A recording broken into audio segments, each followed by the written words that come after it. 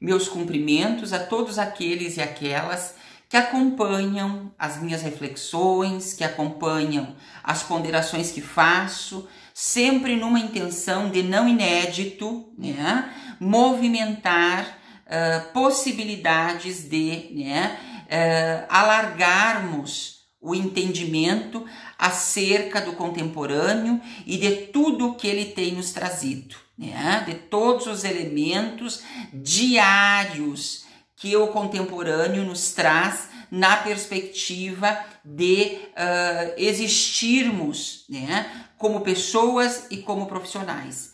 Hoje, em especial, eu venho falar da pandemia e da educação básica, né? E por que eu me detive hoje nesse espaço, né, sobre educação básica e contexto pandêmico? Tudo há uma justificativa, né? A cada movimento nosso há uma intencionalidade. Qual é a minha intencionalidade nesse sentido?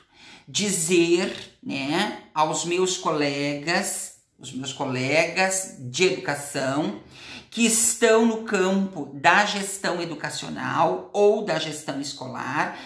Anota aí que depois, né, o Titio explica o que é gestão escolar e o que é gestão educacional, que são coisas diferentes, né? E quando eu digo coisas diferentes, são alinhavos epistemológicos diferentes, tá?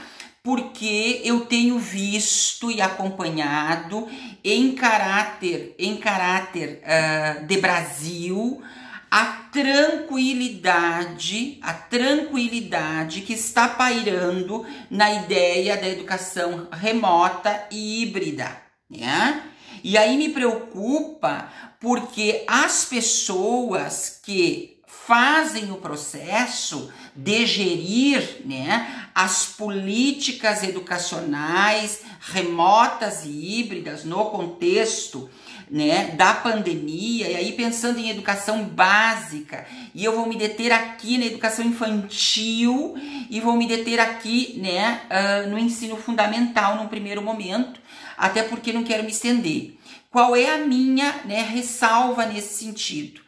As pessoas, né, e eu tenho visto isso em nível de Brasil, em nível de estado, em alguns municípios, as pessoas estão tomando as orientações, né, métricas que vêm dos órgãos oficiais, né, usando as teorias, né, se é que há alguma teoria, as teorias de gestão, né, escolar ou educacional, e de certa forma integrando uma outra.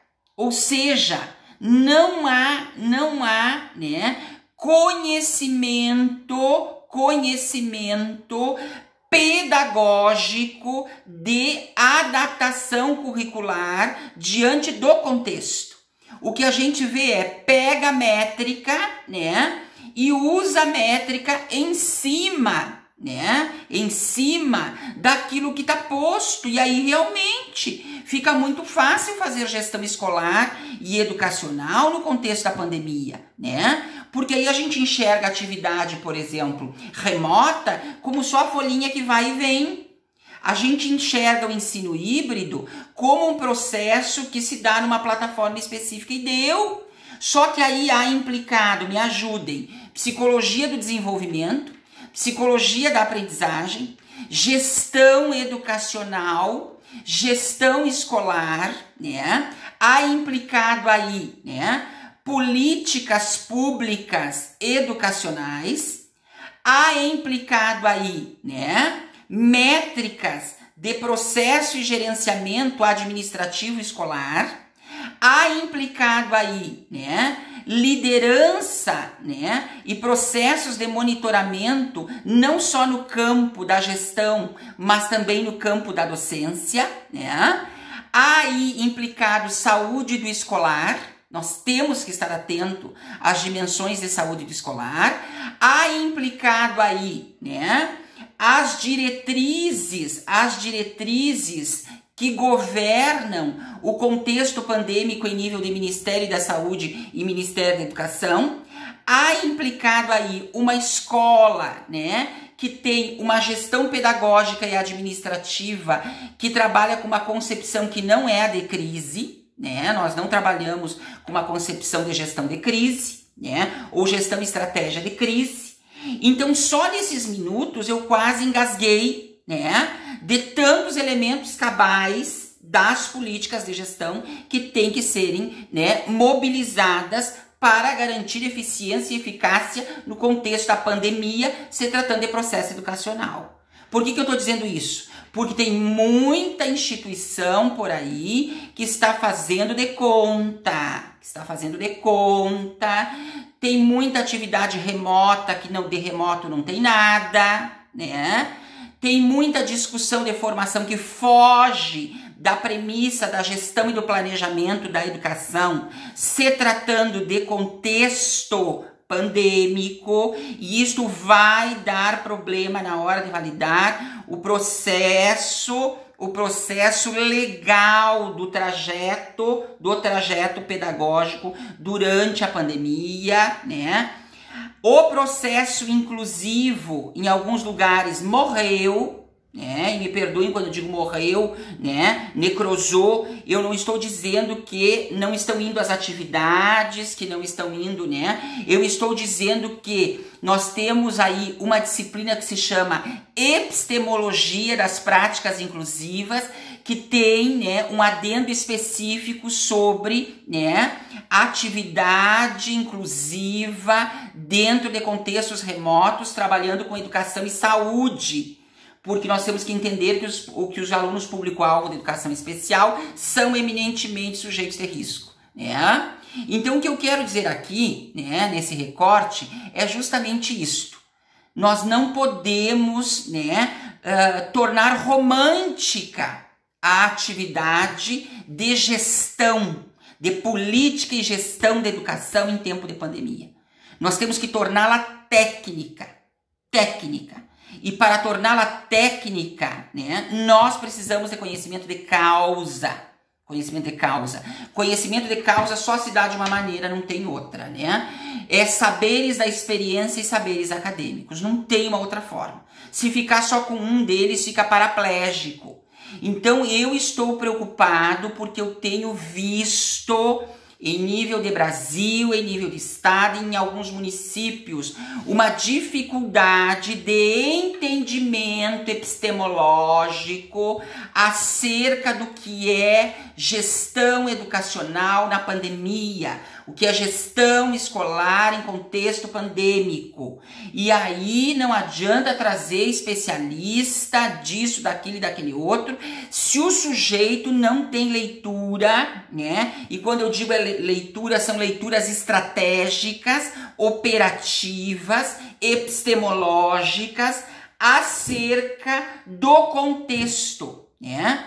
Porque, como diria a minha avó, de boas intenções o inferno grita, né? Então eu estou muito preocupado e digo isso como técnico, como especialista, porque fui assessorar um município essa semana, né? Um município longinho, e já vi que lá eles terão problema para validar as atividades depois. Porque a ideia do Ministério da Educação, para quem não sabe ainda, né, é fazer uma auditoria, né, nessas atividades para ver se elas têm caracterizações híbridas, se elas têm caracterizações remotas, e isto me preocupa. Porque nós temos que pensar em todas as etapas da educação básica, nós temos que pensar na educação transversal, que aí entraria, né, a educação especial, suplementar e complementar, entraria a educação de jovens e adultos. Então, isto tudo me preocupa. Porque, né, a educação sempre foi vista, historicamente falando, né, como um espaço onde, né, qualquer identidade dá conta. Não é assim que funciona, né?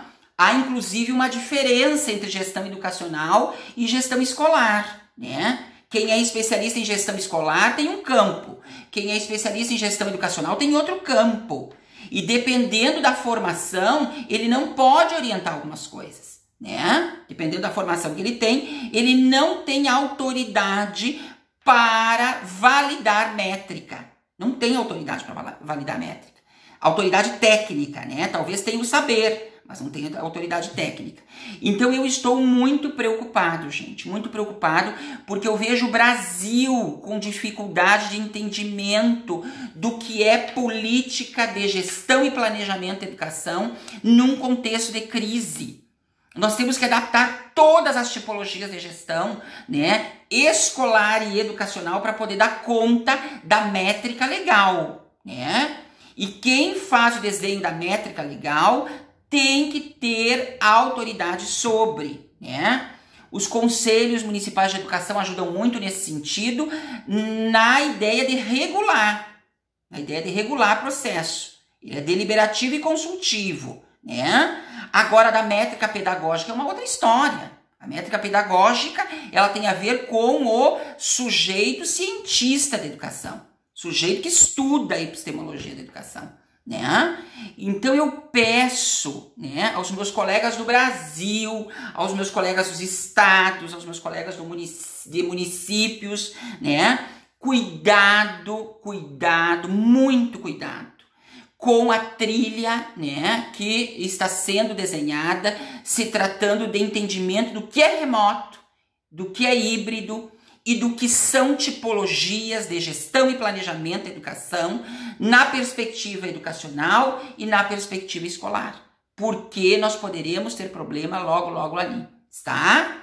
Então eu faço esse pedido porque hoje assessorei um município, né, de uma outra área, né, que não a nossa área de, né, centro-oeste, né, e eles estavam todos confusos, com um monte de gente dentro, né, da mantenedora, autoridade nisso, autoridade naquele outro, mas com dificuldade de mobilizar, né, essa conexão, né, entre as epistemologias de gestão e planejamento da educação e o contexto pandêmico, né? Isto é linha metodológica. Isso é linha metodológica, não é acoplamento. É linha metodológica, tá? Então é só um recado, um aviso, né? Porque a gente tá vendo. E quando a gente tem dificuldade, a gente pede ajuda. Também é importante, né? Eu achei bárbaro esse município, ele sinalizou, a gente foi lá, né? Eu dei consultoria por aqui, né? E a gente conseguiu ajustar algumas coisas. Eu entendo que é dessa forma que os processos se dão, né? As coisas no Brasil estão tão líquidas, se tratando de políticas governamentais, né? Ministério da Saúde, Ministério da Educação, né? A gente está vendo aí, né, políticas de Estado mínimo, e aí vocês acham que, né, há condições de entendimento pedagógico se a própria métrica está confusa? Então vamos nos cercar, né, de boas assessorias. Eu acho que isso é fundamental. Um abraço grande como curador do IPP, né? Instituto Psicopedagógico Pertencer, como colaborador do município, né, de Alegrete, na área de educação especial, atendimento educacional especializado, né? E fiquem bem.